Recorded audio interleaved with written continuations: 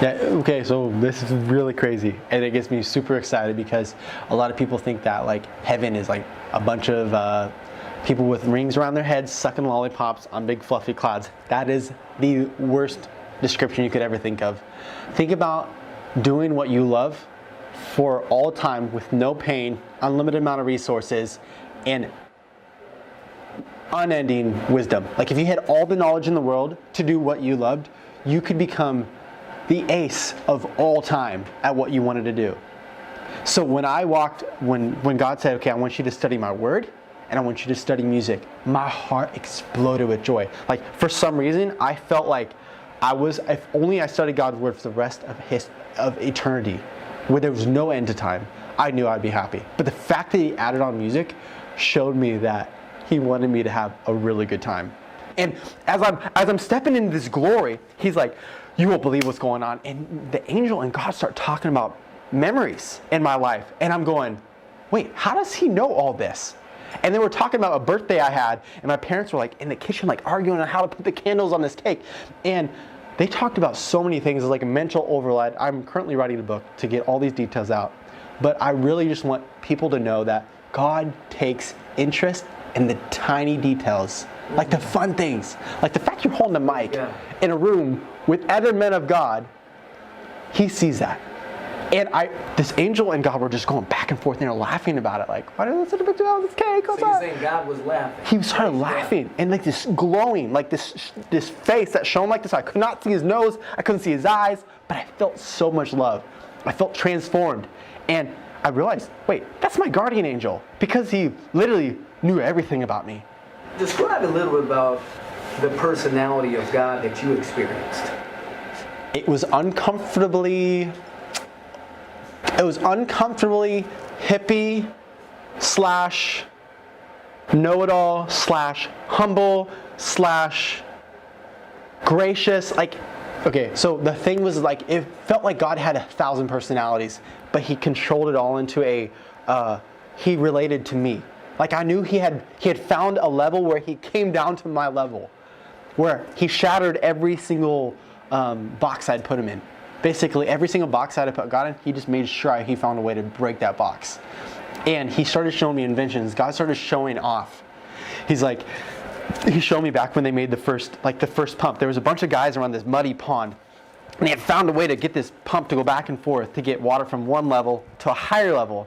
And God's like, check this out. I made the best pump. And he points to my heart.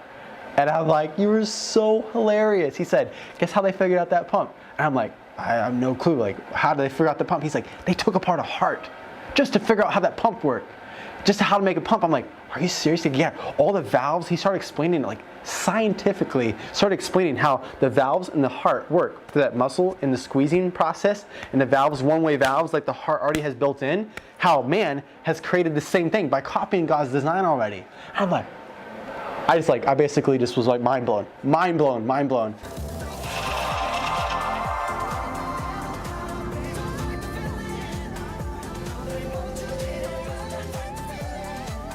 The Mennonites, it's pronounced really funny. So they originally started from this guy named Menno Simons back in the 17th century. It's a very old, ancient religion where they actually broke off from the Catholic Church. This is like back in England, like way back in the Dark Ages, the 1600s, 1700s. But what happened was this man named Menno Simons started a religion. He started a group of Christians that broke off. Then they're like, no, let's call them the Mennonites. So it's actually a curse word. So how you pronounce it is like Menno, like a Menno. Mennonite, like night as in nighttime. And so Mennonites for over 300 years have had a very strict, rigid, I don't know if you watch like any like reality TV or anything, but you look like the reality shows of Amish basically take that, add electricity and cars. Pretty much the same thing. Oh, and a telephone. We were exactly the same, but we were pretty much cut off from the world. Mennonites have they have their own banking system. They have their own insurance policies. They have their own network of food supply, food chain. And so my life started back in 1995. I took my first breath. My mom had an in-home birth, and my parents were just mainstream Americans. Was born into a small little home there in Lake Dallas, Texas. And The one thing that my parents always did was they wanted to have a close family. And so my parents really, really valued the tight-knit family from the very beginning. At age 5, my whole entire life turned on its head. I went from having movie nights every Friday night as a 3, 4, and 5-year-old. We had relatives over all the time. My mom wore pants. We blended in with society. No one would have known a difference. At age 5, my parents go to a big book fair, and they're wanting to buy homeschool curriculum. They're done with the public schools, and this would be like 2000s. And my parents meet this group called the Mennonites. And it wasn't just an average group of people. They're really similar to the Amish. But my parents ran into this group that was selling their own literature. They had basically made their own school curriculum. And the aspect of how it all started was they started talking about church. They started talking about this. They started talking about that. They started asking, why do you sew your own clothes? Why do you grow your own food? Why do you live off the grid? And not even 6 months later, my parents joined this Mennonite church. And at that young of an age, I really feel like children don't know what's happening. They just follow their parents. And so I just remember one Sunday, I'd always play with my dad's ring. He had a simple band on, and I remember one Sunday it was gone. And I'm adding this to sort of give you a little perspective of how my brain processed it all. And one Sunday the ring was gone, and I asked Dad, I was like, Dad, where's your ring? And he's like, well, son, I don't believe in that anymore. Like, in the Bible it says, you know, this and this and this. We shouldn't wear anything, any adornment, any jewelry and everything. I'm like, okay. So I just bought into it. And from that moment on, for the next 15 years, I was raised in I now know it as a religious cult because of the way that it was structured. Ladies were not allowed to speak in church. They were very oppressed. They were never allowed to voice their own opinions. And so I watched how my 4 other sisters were constantly put down. Anything that they wanted to do, no. You stay at home, you wash the dishes, you do the laundry. And I saw my mom. My mom is this very charismatic woman, and I love her so much. But I need to share the story that needs to be shared. I was physically abused growing up. I got literally whipped all the time. I don't know what happened, why the church was heavily influencing my parents, and I do believe my parents wanted what was best for me, but it was a really dark time for me and my siblings because little did I know one of my younger brothers had gotten physically sexually abused as well. And so I not only had to face, I didn't know that till later, but not only was I facing these dark clouds of getting whipped for everything, not asking permission before I left the house. I'm talking little things, like just asking the question why. My parents would fly into a rage, take me upstairs, and give me just spanking after spanking after spanking. So I started growing up in a very fearful mindset, and it changes the way you view God. If you grew up in you speak and then you get whipped environment, or you get punished for practically everything you do, you end up being really, really scared to approach anybody in authority. So at the age of 14, I remember the preacher was talking about hell. And I can close my eyes and just remember the whole scene. We're in this old building. There's like 120 farmers in there, Mennonites, that's what we were called. And the preacher was talking about hellfire. And I literally started feeling my skin burn. I was like, I didn't want to go to hell. And so I was like, I got to give my life to Jesus so I can get saved from hell. And so at age 14, I gave my life to Christ. And I was so charismatic, like something switched inside of me. I remember when I committed my life to God, something did change inside of me. But there was one issue. What changed was good, but instantly people were like, oh, you're just going to grow cold. They saw how joyful I was because the Holy Spirit rested upon me. But they saw at age 14 how charismatic I became. I became very talkative to people where I wasn't. I struggled with insane anger issues, like just very shameful to speak about it. But as a teenager, I would just beat up anything that got in my way. I was just wrathful. The question of where do I think the anger came from? I believe a lot of it came from the stress of what was happening in my home. I wet my bed for like a solid 20 years of my life. And so for almost 21 years of my life, I struggled with nightmares. I struggled with night paralysis. I struggled with, the doctors could not figure out, checked my gut out, they checked my whole entire body out, and I was wetting my bed every single night, and my parents literally were besides themselves. They could not figure out why. But now looking back, I was actually under an insane amount of stress. The type of nightmares that I had were like 100 bricks were on my chest.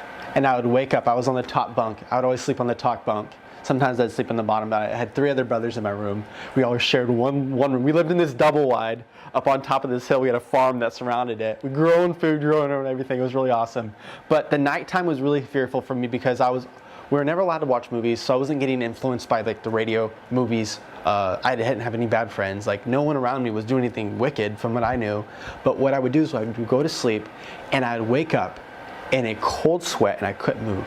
And all I remember was there being like, I felt like there was so many bricks on my chest. So I had an awful relationship with my younger brother, and it was to the point where we had swore we were gonna kill each other.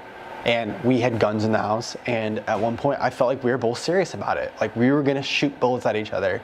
And it was at a point in my teenage years where I broke down and I said, God, I know that you are in my life. And my brother and I were having murderous interactions. Like we were pulling out like gardening tools against each other. And he's 8, he's 9 years old, and I'm 14. Right.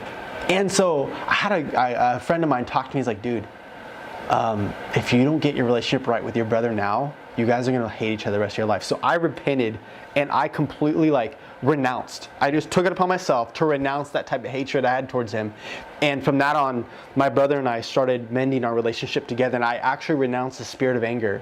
I said, I feel like I'm being demonically possessed by anger because it would take control over me. I couldn't control myself. And it would fly into fits of rage where one time I remember it was this crazy. My parents were fighting in their bedroom. I could hear stuff being thrown around, and I just grabbed a gun and ran out the back door, ran to our barn, ran through the barn, past all the hay bales and tractors we had in there, ran to the back and just started shooting this door that we had propped up on its side. There was chickens behind it. I didn't know it. They exploded with they got scared. None of them died. They ran, someone ran underneath my feet, someone ran next to me, but it just shook me up because I could have killed an animal. I could have killed an animal in my anger. Once a year, we'd have this church gathering, and we would put on relay races. We would have a race where everyone would put a spoon in their mouth and put a hard-boiled egg on the front, and you would run as fast as you could with your team. They would pair up in 5 different teams. And churches from all over, there'd be 400, 500, 600 people that would get together. And I just remember those days were the most joyful because I didn't have to ask permission to leave my mom's side. I didn't have to ask permission to leave anywhere. And but little did I know later on that there was a lot of ratchet stuff going on behind the scenes, which I'll dive into here later. So the whole aspect of music, when it started, I got a hold of a book called No Compromise by Keith Green, and it was a book that completely changed my life. But I read it in secret. My older sister, who left 9 years before I did, she was banned by the church. She was cut off from our family.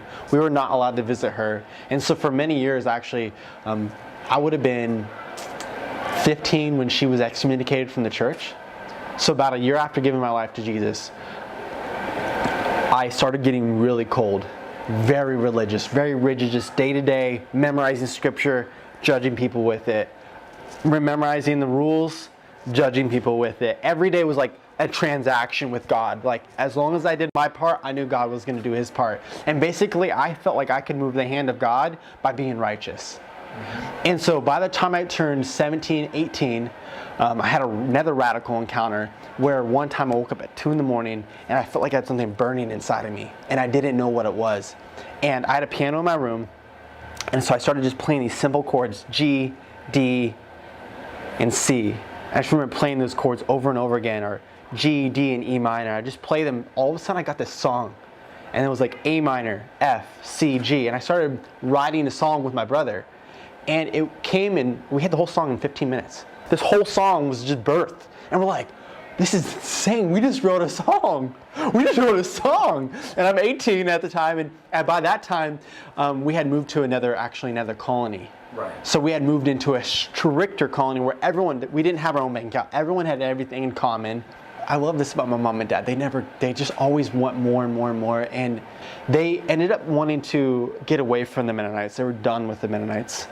And they were like, let's move in with the Hutterites. Very similar branch. But the Hutterites had one thing that no one else did. They've been doing this for like 400 years. This one way of living. They've never changed a thing. No visitors were allowed unless they were given outside permission first. And every day my schedule was just rigid. But by that time I was already had enough of a reputation in the church of being just like, because I do believe God's given me the gifting of being a pastor. But it's the aspect of, they were like, we see potential in you to become an elder in the church. And so I was like, I took that bait and I ate it. I just ate it all. I'm like, oh, I'm down. I'm down to lead the church. But I ended up becoming really cold and really like iron-fisted with my approach. So I was about 19 years old, and I remember it was cold winter days, like in February. And we had built this hockey rink, and we were practicing, just scuffling around, doing what dudes do, you know, out on the ice. And someone from out of state was there, and he was new to hockey, and he slap shotted this puck. And before I could turn my head, the puck was in my face from a very strong young man. That puck went straight into my mouth, like it was a direct hit. And everything went black. And a second later, everything was back together. I like saw stars for a minute. And when I couldn't even touch my face, it hurt so bad. But like, I looked down and there was just like this pool of like blood everywhere. And my face was just pouring. It was just going. And my back of my bottom row of teeth was actually in the front of my throat. And my tongue was over top. It was awful, awful, awful. I ended up only losing 2 teeth with the whole accident, which was an absolute miracle. But what happened was I went to the hospital. They wired my face shut. And I'm laying there going, I must have sinned against God, because my theology at that time was like, if I did anything bad, then God had the right to punish me. But since I couldn't think of anything bad that I did, I was like, God must be angry at me. I must have did something wrong.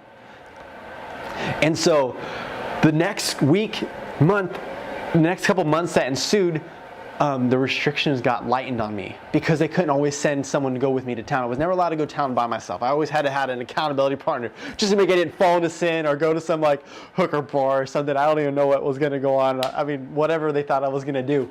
But they started giving me a vehicle on a regular basis, so I get the surgery adjustments because they had to finish, my teeth were so loose. And during that time, I went through, I was in the middle of my depression. And I didn't know what depression was until actually a year after I got delivered from it. But what happened was, I started feeling hollow. Yet the shell on the outside had to keep a smile, had to keep my face was completely freaking wired, but I still kept the amazing personality. If I would have showed any signs of weakness, I would have been immediately demoted from all places of authority. And so what I had to do was literally fake it. I had to preach like I meant it, but inside I was questioning everything. Hitler talked about this thing called a Mein Kampf. It was the inner night of the soul, the dark hour of his soul. He wrote a book on it. And Dietrich Bonhoeffer, the man that tried to kill Hitler, also talked about his own Mein Kampf. And so I believe every single one of us go through a season of our life where we reach a point in our life where we're just dark inside. It's just dark. Dark. We just think about a lot of dark things. And our soul is experiencing a dark moment. And at that part, I felt cold. My inside, I remember just forcing myself to eat. I was feeding myself through the straw, and then until my jaw got enough strength back, I was able to eat food, soft food. And during that time, no one knew I was in depression. I did not let a single, not even my closest friends knew I was going through depression. No one knew that I felt suicidal. And it got to a point so bad that I remember going into my room. I always took a 3 o'clock nap. I remember going into my bedroom, I grabbed my pillow, and for the first time I grabbed my pillow, threw it on my face so no one could hear me. I just screamed bloody murder into this pillow. I cussed God out. I used every word I could think of, any word I heard of. I used it on God. I said, why did you make me? Why would you design me with a gift and then slap me on the face with it? Quite literally slap me on the face. And right after the hockey accident, the elders told me that the music I had written was from the devil. My parents told me that if I didn't quit this demon worship that I was going to go straight to hell.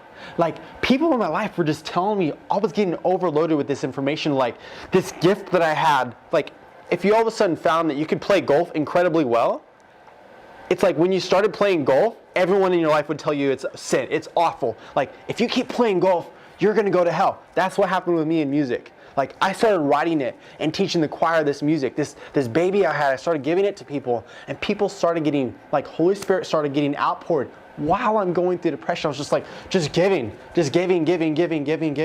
And so I go to my bedroom. I just finished cussing God out. I take my nap, go back to work. A week later, I take the same exact nap. This was exactly 7 days later this happened. I go, I lay on my belly, and I remember laying on my belly, I turned my head right, and I felt my neck snap, like an audible, like a pop, like a crack. And I remember I couldn't move, I was paralyzed. I had my hands down, I believe, and I couldn't move a thing. And I couldn't breathe in, I couldn't breathe out. And I thought I was having another, like, night terror, you know? Moments later, I see the back of my head. And at that point, I'm going, okay, this is super crazy. Just don't freak out. Everything's gonna be okay. Like, I'm trying to tell myself. But my ears started hearing stuff. Like, so much information is hitting me now. I'm realizing that I'm separated from my body. I'm standing there looking at my body, and I start hearing things like miles away. People starting their cars, like supersonic stuff going on. And I remember looking at my body going, no, I cannot be dead. I cannot be dead.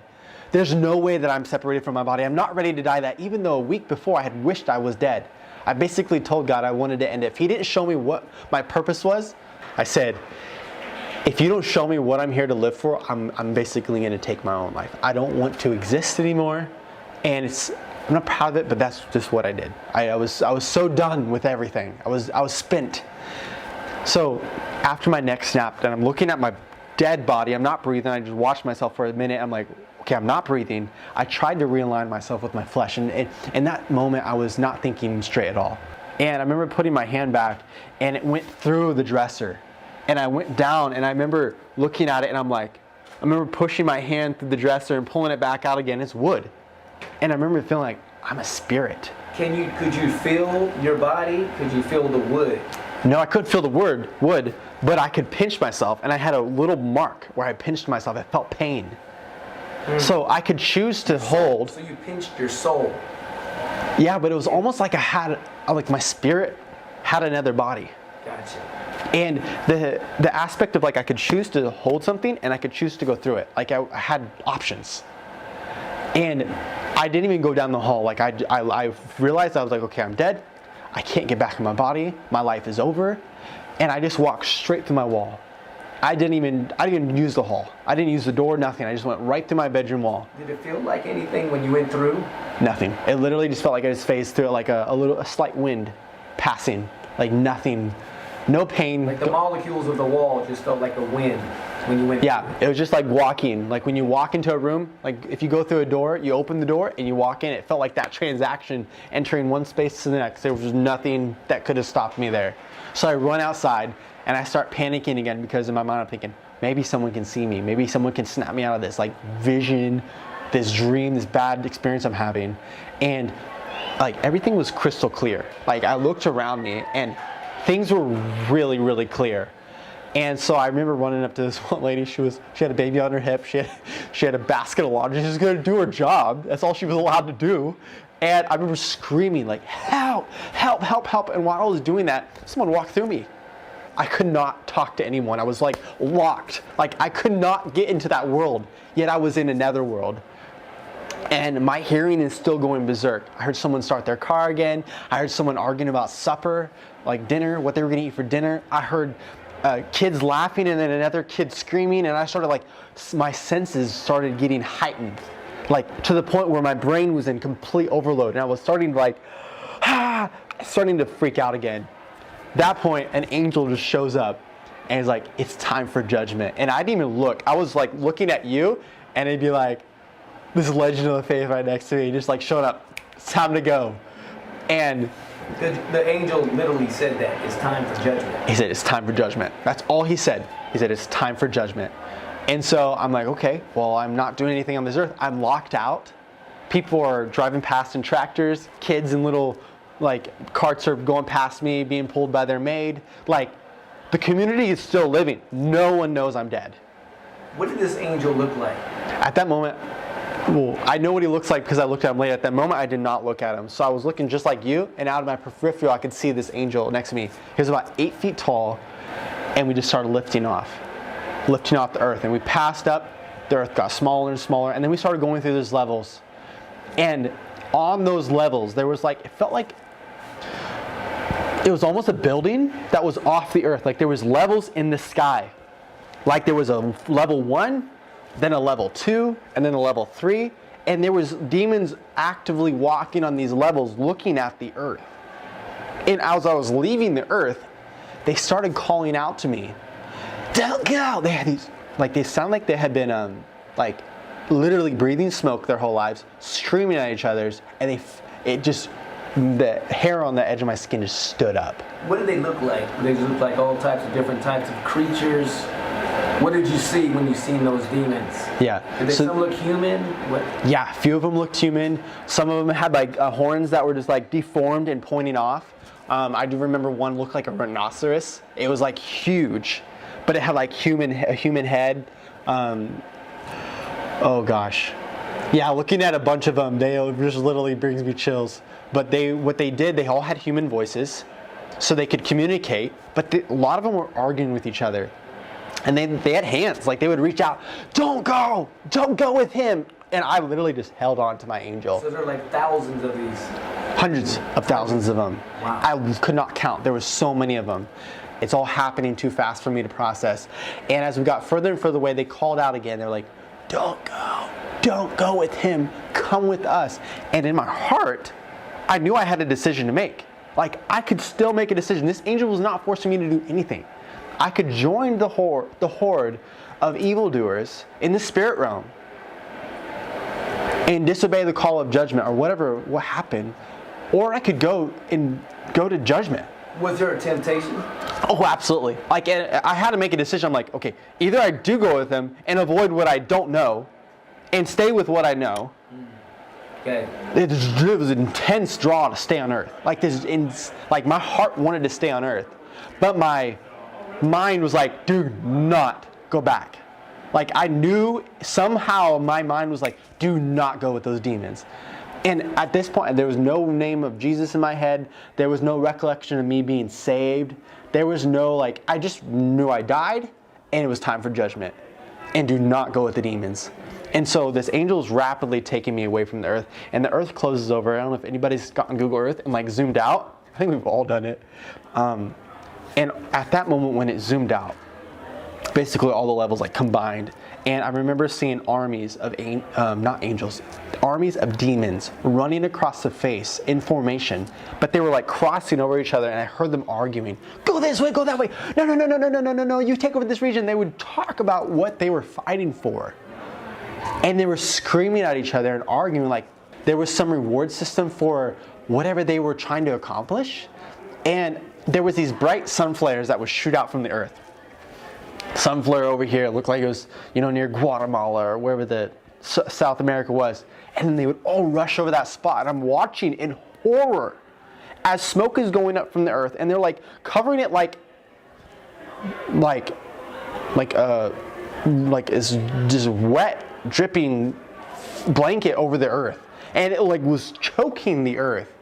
And they were fighting, and they were doing this big football pileup over time. There was a sun flare, and all of a sudden I realized that is the good on this earth that's happening. And the thing was that some of these demons had very strong bodies. Some looked like they were starved their whole life, and I don't know why some would be so healthy looking, but yet so disgusting. Yet some had no foreheads, some had very large foreheads. They looked different. The earth is now this very small globe, and it gets smaller and smaller and smaller until it's like a speck, and then it just literally disappears. And before I knew it, an instant later, I was in this wall of water. And I don't know why there was this giant wall of water, but it stretched for many miles in every direction. Like it was a protection, and it was about 6-7 feet thick, maybe 8 foot thick, from what I could just see from side to side. But I'm suspended in this wall of water. I'm helpless. Before, up to this point, I could choose what I wanted to do. Now I'm in this wall of water, and the angel's now in front of me, and I can see him through the wall of water. He's a strong, very strong angel, white hair. Had a bit of a weathered face, but it was shining so bright, like it was just glowing. And I'm in water, and I'm seeing this figure, and he speaks to me and said, "It's time for you to breathe everything that is. It's time for you to breathe everything out that is of this earth in you." I'm like, I have to breathe out the air I'm holding in, trying to stay alive here. He said, "You cannot go where we are going with the air you have in your lungs." And I literally felt like I had to surrender. And I'm sitting there fighting, struggling. I'm like, I just fought and I fought and I fought and I fought, holding on to what was in the earth. The last bit of what I had from the earth in me. And then I just thought to myself, what am I doing fighting this?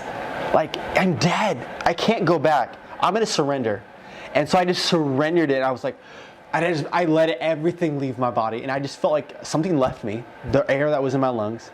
And at that instant, I was transformed from facing this way to the opposite way, and we broke through the wall together. And below me was the throne room, like 2 or 3 miles out. Like it was off in the distance, looking like a stadium, like about the size of a football stadium. There was clouds. I could see clouds surrounding this tall structure that stuck out of the clouds, and it was so bright. It's like taking one of these lights and just shining it in your eye, turning it all the way up and shining it in your eye. I was trying to go look at the sun during the middle of the day. It hurt my eyes to look, and as my eyes adjusted, we started dropping rapidly. Like we started descending to the throne room. And we're already in space, so I don't know where we're at, how we got there other than leaving the earth so fast. And as I descended into the throne room, we got closer and closer and closer, and it's like that tickly feeling you have when the elevator drops too quick or you go over a hill. I see angels, and they're of every nationality all around me. And they're all standing there, just like, it looked like there was more of them because the bleachers just kept going up and up and up. But I do remember the people that were closest to me, and I could see them, and they were all standing there. Some had robes on, some looked like they had normal clothes, but they were glowing. They had the edge of their skin was like fluorescent looking, like it was just like the glory of God was emanating through every single one of them.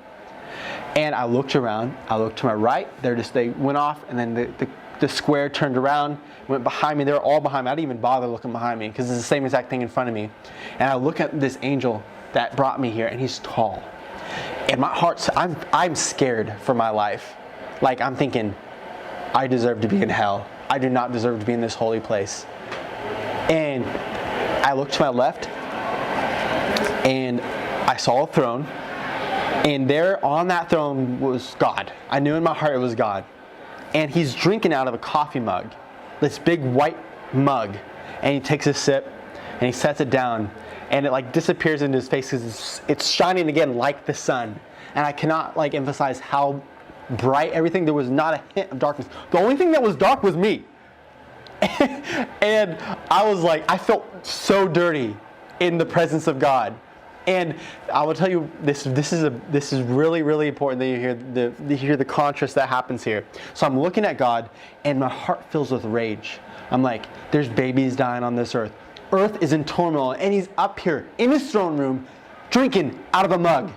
Who does he think he is, or she, or I believe God is all in one? You know, he's created male and female. From God came everything. So evidently he is woman and man at the same time. But like he's God. And as I'm standing there, I hear the words, it's like a surround sound. Let judgment begin. And it's like, you're in a theater, and the voice comes from within you too. It's like, it goes through you and you can't control it. And out of nowhere, these big hologram screens pop up. And there's like 3 of them. One to the side, one to this way, and one this way. And they're clear, so people could see them from every direction. And my life starts playing from the very beginning. When I was born in 1995, my parents holding this sweet little baby, to the struggles of my early childhood, my dad quitting his job, our family struggling financially, trying to grow all of our own food from a farm, my parents both having marriage issues and then blaming his children for it. I saw all these bad memories happening. Near-death misses, like I saw fights I had with my siblings. Like not a lot of it was good. Like the only good memory I had was when I was born. Like that was one sweet memory. And I did some shameful things. I was like, oh my goodness. Oh my God. Everything is in the open. Everyone can see it. Not a detail was missing. It felt like the whole time of judgment was like 4 to 5 days long. It just felt like it dragged on and on and on and on and on. So it was like beginning of my life to the death of me. And I'm sitting there shocked. Like, that was the life I lived? Like, that was my whole existence? And it blew me away how empty it felt. And how upset I was at God for everything. Like, it was all his fault. And he's like, the next words I hear is his name in the book of life. And I'm like, frick, I forgot about the book of life. In Revelation, it talks about the book of life. And I'm like, no. Like, my name better be in the book of life. And my angel, I look up and there's this thick notebook he's holding. He's holding with big arms. He's standing right there next to me.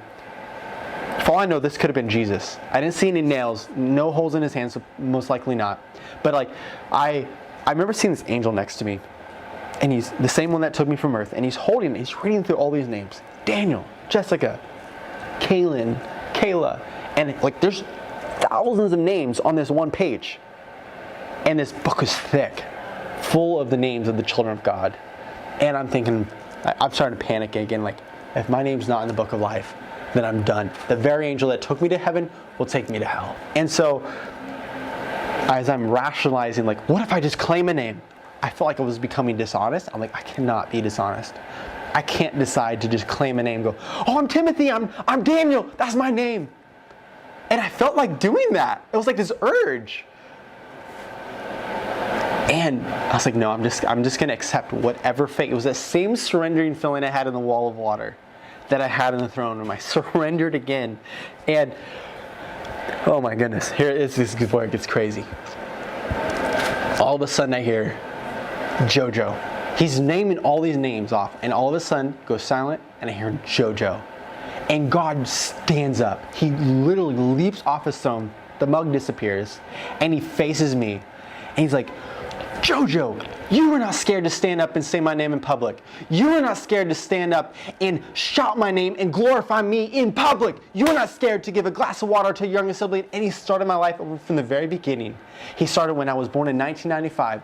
He rolled the scene back. He threw up the screens again. He said, this is how I see you. And I literally only saw good my whole entire life. He showed me when I helped our neighbors harvest their cherry trees. He showed me every time when he saved me from dying on a tractor one time. He showed me all these instances in life where he was watching over me. His hand was upon me. He said, I've had my hand on you this whole time, and you think I'm an angry God. And he's like, showed me everything, and he's speaking with this voice that just goes through me. I'm like, I don't deserve this love.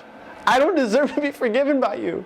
And he just like, he turned, he was from the side when he was speaking to me, he turned and faces me, and all heaven is rejoicing.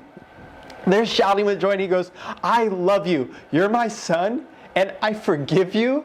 I love you so much. I will heal you of what you're going through. And he basically shot this like rainbow laser fusion beam into my heart, and it hit me right on my chest area. And he just goes, whoa, right at me. And he basically gives me a huge hug. And I looked down, and I saw bitterness just fly off. I saw my hatred for everyone I hated. And I see lying, hating, cheating just fly off. Like, I'm looking at all my old man. I'm looking at all the old Jojo, everything I've held on to my whole life.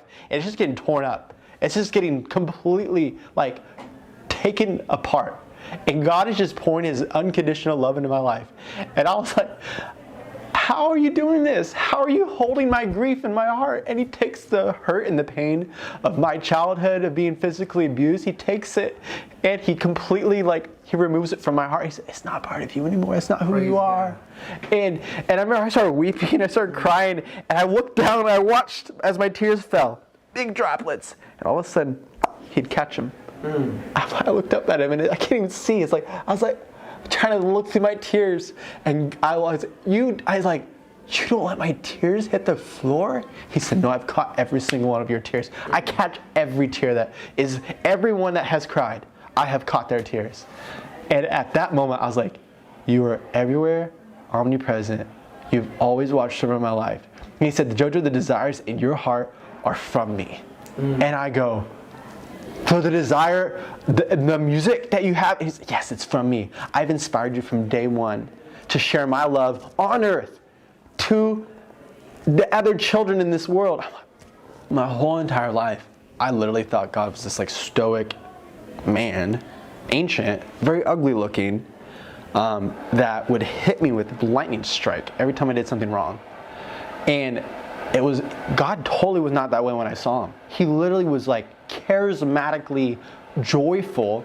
The angels had these huge rocket launchers that they just like whipped them out of nowhere and were shooting huge fireworks, ripping party. And I'm like, I'm hearing music like Coldplay, Lauren Daigle, Lecrae, all that together. It sounded like one band. It wasn't them.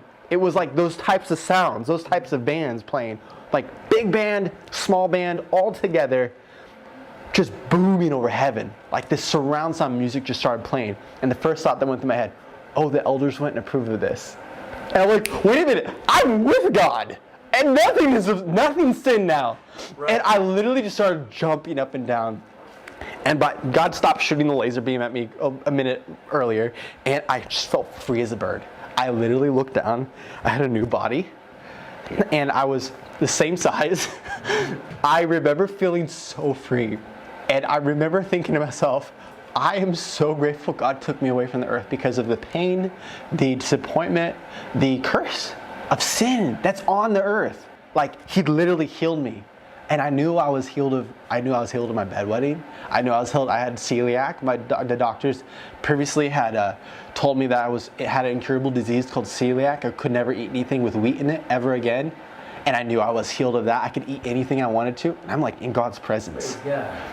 And to wrap up that question of like, I started, when someone would speak and they would say something kind, or they would say something like really fun, they would laugh. It would be like a sound wave that would go through the air, and if I wanted to, I could taste it. But at the same time, I could turn my eyes off and just look at what was around me. But yet I could tune in to, like, there was a bird flying through the air when God opened the gates up from the throne room into the kingdom of God. It was like almost like this carpet, but it was tightly manicured grass that went up this huge hill. And on the other side of the hill, I could hear this magnificent, monumental, like some huge construction site going on. And I heard children, I heard adults, I heard people laughing, I heard them building, I heard people working with their hands, designing, creating, like I heard all that just with my hearing. And at that point, we could see the earth again. So the earth was brought back into view, and there was no demons on the earth. He was like, had a view. We'd be able to zoom in on different things that were going on. We zoomed in on, my siblings. One of them was helping my other sibling. It was like almost like a memory, watching a memory. And in my heart, I felt like, I was like, I'm so glad. I'm so glad I'm not on earth. But yeah, I felt like the sorrow. I started feeling awful again. Like all of a sudden I started feeling shame. I started feeling like I felt so sad again all of a sudden because I felt bad for everyone that was on earth. And God goes, no, there's no need for you to feel that ever again. He takes it from me. Like, this is like this like experience where he just said, here, just hand it to me. And I just like, okay, God, I give it to you. And I gave that like sadness up. He said, you will no longer feel sad. You'll no longer feel like despair because I've called you to learn two things.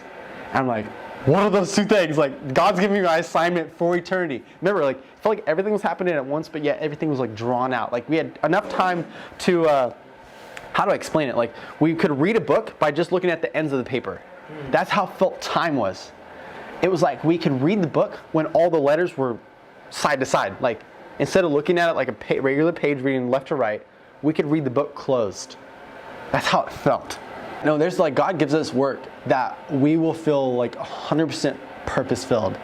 Like, we'll be able to build insanely huge architects.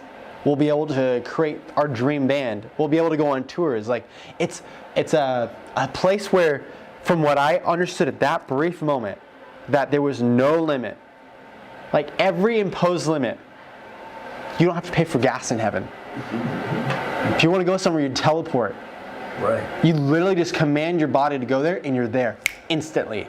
And so the angels, I was assigned a woman angel and my guardian angel, the super ripped dude. And I remember walking into heaven, I had my head thrown back, and I was laughing so hard. I was like, yeah, this is so crazy, this is so awesome. I was just like blowing up with joy. Just literally like, they were telling me jokes. And I remember one of them was like, they're like, okay, let's get this lesson started. And God popped up, he loves holograms, like these moving screens that move in front of me. And so when I had my arms around him, that's when God's like, okay, it's time for you to start your lessons. And I'm like, okay, let's go. And to back up a little bit, when he said it's time for me to learn two things, his word and music, he first showed me a flash. Like he could tell I didn't understand what that meant by studying his word. So he took the word righteous, he just grabbed it real quick, brought it right in front of me. And he flipped it on it so I could see it from the top. I couldn't read the word. He pulled out like 40-something definitions of what righteous meant. Behind, he said, Jojo, you think you know what righteous means, but I have something way more for you. The naked eye can only see the letters, but the spiritual eye can literally see what is beyond that word. And so when we got into the kingdom of heaven, like that, we started walking up that hill. I could hear the city that was being built on the other side, or some huge event happening. The music lesson started, and the first one was a 5-part harmony, where you have your regular 4-part harmony, and then you had subharmonic levels above and below them. And I remember thinking to myself, like, how can there be soprano, alto, tenor, bass, and then there's a level that the regular human ears cannot hear, that God was woven into it, that would incite emotional feelings. And the funny thing was, like, when I looked up, there was no sun. It was like this constant glow above us. Like there was this light that was coming from the grass. There was a light that was coming from within us. There was a light that shone from my chest. There was a light that shone from my arms. My angel next to me, the big, strong, ripped dude, he was glowing. This lady angel, she was glowing, and heaven was glowing. And I remember thinking, there's no more darkness. Well, I'll never have to worry about nighttime again. I heard his voice inside of me. I'm like, okay, that's sort of cool. He like knows everything. He's inside of me. But he's like, I heard it from like over the hill, from behind me. And like, I knew he was still in the throne room. But I knew like, God knows every single thought that was going on in my mind. Like, we became one. Like, there was nothing that I was thinking that he wasn't feeling. And it's the trippiest feeling to know like someone knows everything at any moment, what I'm gonna say, and then also like he plays on inspiration too. Like he wants to give you inspiration, so he'll like allude to something you should think about, and then once you get a good idea, he's like, that's a great idea, but he's the one that inspired it. Like he would do that all the time. Like when we were talking about the inventions, I'd be asking questions. I'm like, wait, like you just gave me this idea, but yet you're like complimenting me for having a great idea. He just did that all the time. Like he took so much joy in seeing my eyes light up on a subject. And so the music lesson folds away. I just remember just laughing again. And I'm just like in bliss. And if you just close your eyes and just think about your happiest moment in life. And at that moment, all of a sudden, like I was on my pillow again, actually this side. I was like, poof.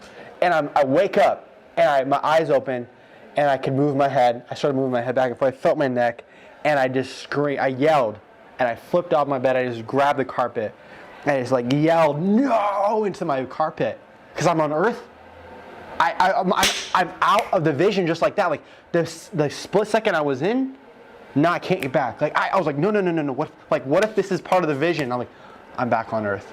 And I couldn't hear anything. I looked down, I wasn't glowing. I started feeling pain again. I started feeling weary, like my back hurt. But something felt different in here. I started going, wait, like, hold on. Like, I don't have dark thoughts. This dark night of the soul was over. And that's the thing where I woke up. I started weeping. After I got off the carpet, I started weeping. My brother ran in the room. He's like, why are you crying? You never cry. Like, what's wrong with you? I shared with him. He started crying. That night, I was leading a youth group.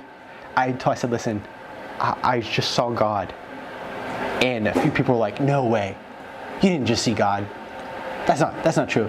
And then There was 2 or 3 other people that confirmed that the Holy Spirit had been moving on the young people that week. Someone heard music in their sleep, majestic music, they couldn't put words to it. Another one felt like God was talking to them.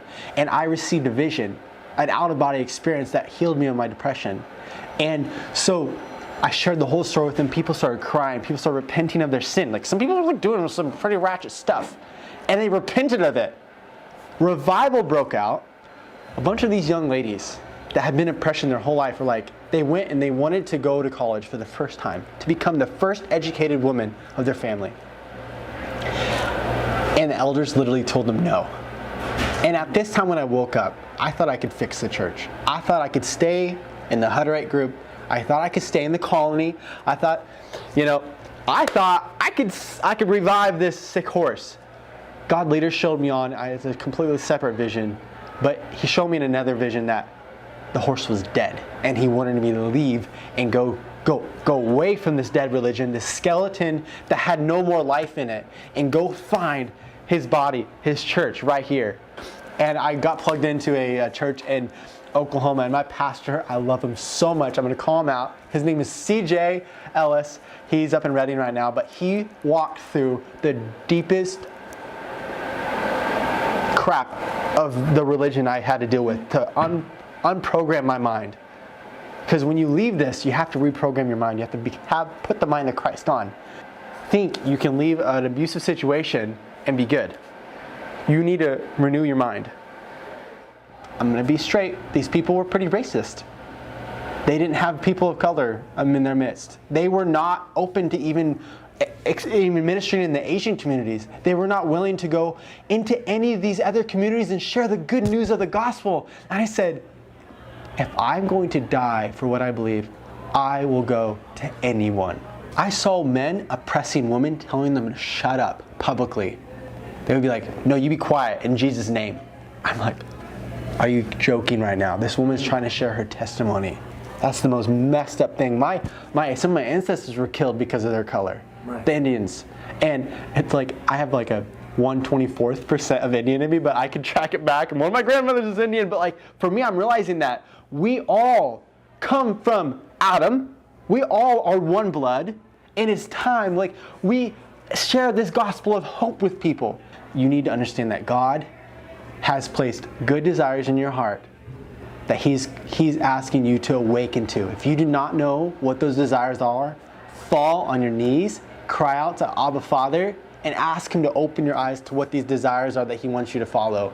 Right now, what I do is I currently write music. Haven't published any of it yet, but I really, really feel God's called me to publish it soon. I'm in the middle of writing a book, and really what I want to do is just give people hope one person at a time. I used to be overwhelmed with like reaching 20,000 people at a time, 50,000 people at a time, but God called me to just minister to one-on-one. So I'm really grateful that there has been healing with me. Unfortunately, some of my other siblings still get mistreated. My sisters get mistreated to this day by, unfortunately, my parents. Between my parents and my siblings, their relationship is not good.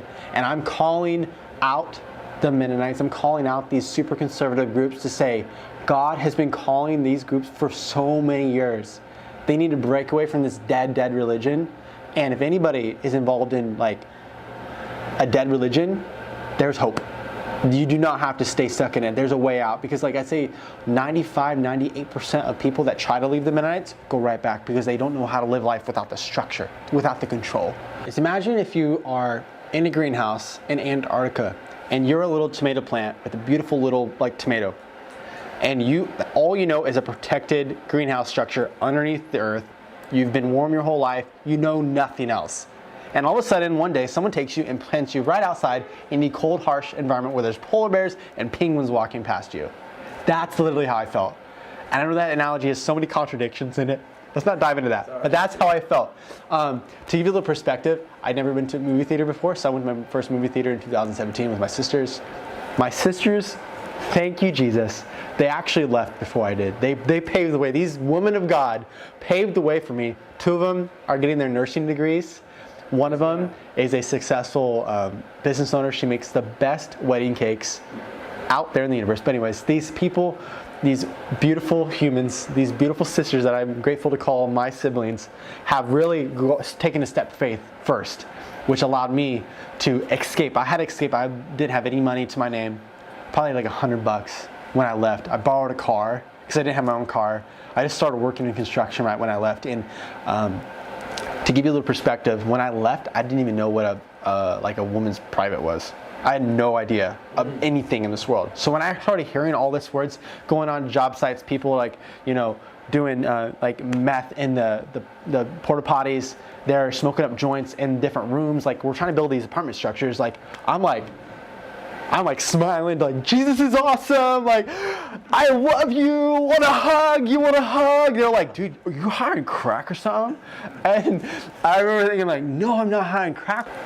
I really would love to do music full time. That's my dream. And you met your wife through that church group? Yes, through Instagram. I met a preacher on Instagram who his friend invited me to come out to California. His family provided me a place to stay. A miracle situation. I had no money. Zero. I lived on beans and avocados every day for like 6 months. Wow. And I did freelance videography until I finally was able to pay more than just the rent. And then I ended up marrying a beautiful young woman who's got the Spirit of God resting upon her. And we are growing in love. Growing in love to this very day.